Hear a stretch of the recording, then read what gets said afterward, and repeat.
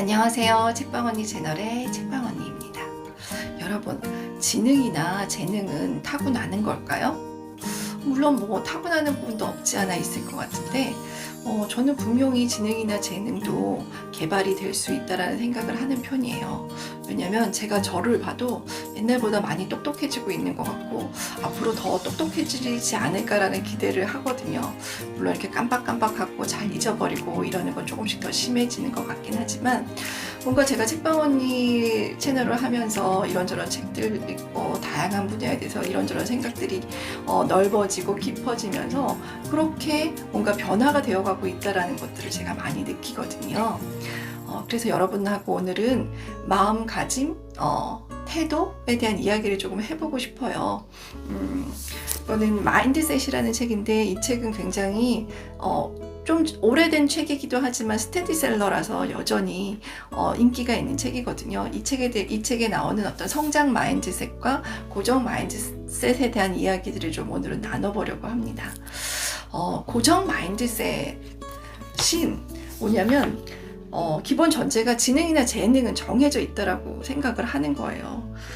그래서 반면 이제 성장 마인드셋을 가진 사람들은 그것들은 지능이나 재능은 성장할 수 있어, 변화할 수 있어 라고 생각을 하는 반면 또 고정 마인드셋을 가진 사람들의 욕구는 기본적인 욕구는 굉장히 남들한테 인정받는 거고 자신의 어떤 우월성을 증명하는 거가 굉장히 중요한 욕구인 반면 성장 마인드셋은 그런 것과는 조금 더 다르게 나는 뭔가 내가 스스로 배워나가고 뭔가 그 배움을 통해서 성장하고 성취해가는 것들에 대해서 더 중요한 가치를 가지고 있다라고 해요. 그래서 어떤 도전이나 역경 앞에서도 고정 마인드셋을 가진 사람들 같은 경우들은 어떻게 보면 쉽게 포기하기도 하고요. 그것들과 맞서려고 하지 않고요. 쉬운 길을 택하려고 하는 반면 성장 마인드셋을 가진 사람들은 어떤 도전이나 어떤 역경을 통해서 그것들과 맞서 싸우고 그것들을 통해서 더 어떤 자신을 성장시켜 나갈 수 있는 어떤 기회로 삼는다라고 합니다. 그 노력에 대해서 이건 굉장히 중요한 것 같은데 고정 마인드셋을 가진 사람들은 노력을 하는 걸 별로 중요하게 생각하지 않는다라고요. 나는 머리가 좋은데 난 재능이 있으니까 노력하고 열심히 하고 이런 것들은 재능이 없는 사람들이나 하는 거지 라는 생각을 하는 반면 성장 마인드셋을 가진 사람들은 굉장히 노력은 중요한 거죠. 아주 중요한 가치예요. 왜냐하면 그 노력을 통해서 뭔가 성장하고 성취해 갈 수 있기 때문이라는 거죠. 그리고 어떤 비판에 대해서도 고정 마인드셋을 가진 사람들은 설령 그 비판이 맞는 말을 한다 할지라도 그것들을 무시하는 경향이 많고요. 성장 마인드셋을 가진 사람들은 그 비판들을 겸허하게 받아들이면서 그 안에서 내가 배워야 할 것들이 무엇인지 또 나의 성장을 위해서 또 필요한 것들이 무엇인지를 잘 캐치해 나간다고 합니다. 그랬을 때 고정 마인드셋을 가진 사람들은 어떤 우월함, 어떤 서열, 누군가에 대해서 꼬리표를 붙이고 스스로에 대해서도 나는 안 돼, 쟤는 이래서 안 돼 라는 그런 어떤 꼬리표들을 잘 붙이기도 하고요. 그리고 어떤 판단이나 평가, 스스로를 평가하고 판단하고 누군가를 판단하고 평가하는 거에 굉장히 좀 빠른 편이고요. 반면 성장 마인드셋을 가진 사람들은 굉장히 사고가 유연하고요. 그러면서 어떤 열린 사고를 하게 되고 다양성을 인정하고 존중해주는 어떤 그런 삶의 태도를 가진다라고 합니다. 그래서 어떤 성장 마인드셋을 가진 사람들한테 되게 중요한 것들은 내가 노력을 하는 것도 중요하지만 그 노력에 더 좋은 결과를 만들어갈 수 있는 어떤 전략적인 것, 어떤 조언이 필요하다면 그것들을 주시는 사람들을 찾는 것, 그런 어떤 방법들을 다양하게 배움의 방법들을 구사할 수 있는 것들, 그런 것들을 굉장히 중요하게 여긴다라고 해요. 그렇다라고 하면 정말 중요한 삶의 태도는 우리의 마음가짐은 고정 마인드셋이 아니라 성장 마인드셋을 가지는 게 굉장히 필요할 거라 생각을 합니다. 그런데 사실 어떤 부분은 내가 성장 마인드셋을 가진 부분들이 있고요. 사실은 어떤 부분은 아주 제가 오랫동안 고정된 마인드셋을 가지고 있어서 뭔가 변화도 성장도 전혀 일어나고 있지 않은 어떤 그런 영역들도 있다라는 생각이 저는 들었어요.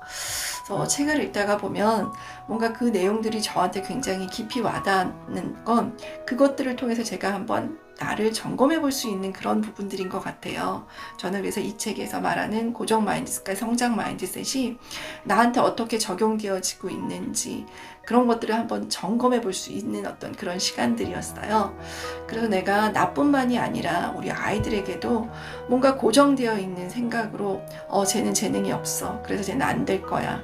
쟤가 그렇지. 혹은 나 스스로에 대해서도 나는 안 돼. 여태까지 안 되는데 뭐가 되겠어? 그건 안 되는 거야. 어쩔 수 없는 거야. 라고 자포자기하고 있는 어떤 그런 영역들도 있다라는 것들을 발견했어요. 그런데 거기에 조금 더 지혜로운 어떤 전략, 방법, 것들을 해결해 나갈 수 있는 어떤 그런 것들을 모색하면서 스스로 거기서 한 걸음만 더 나아가는, 그래서 매일매일 조금씩의 어떤 한 걸음을 내딛는 어떤 그런 방법들을 모색해 나간다면 분명히 어떤 부분에서든지 어떤 영역에서든지 성장과 변화와 발전은 이루어갈 수 있지 않을까라는 생각을 하게 됐어요. 여러분도 한번 이 책 읽어보시면서 그런 어떤 생각들을 좀 정리를 해보셨으면 어떨까 싶은 생각이 들어요.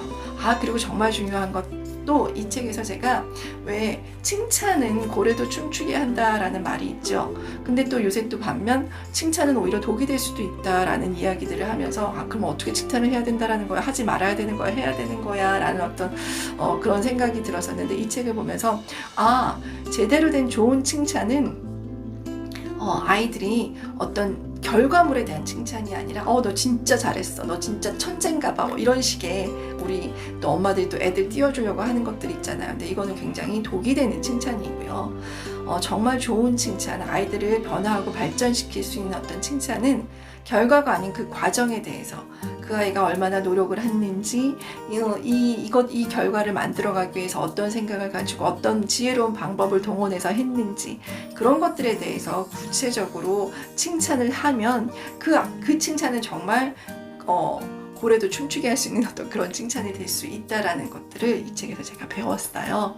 그래서 칭찬하는 것도 무조건 아이고 잘한다 잘했어 그래서 최고야가 아니라 조금 더 지혜롭게 어떤 그 과정들을 잘 살펴보면서 그렇게 그 과정과 그 노력을 그 아이가 성취해 나가는 것들을 우리가 더 격려하고 칭찬할 수 있는 그런 지혜로운 부모가 됐으면 좋겠다라는 생각을 해봅니다.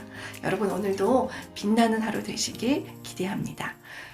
책방 언니 구독과 좋아요는 굉장한 힘이 됩니다. 감사합니다.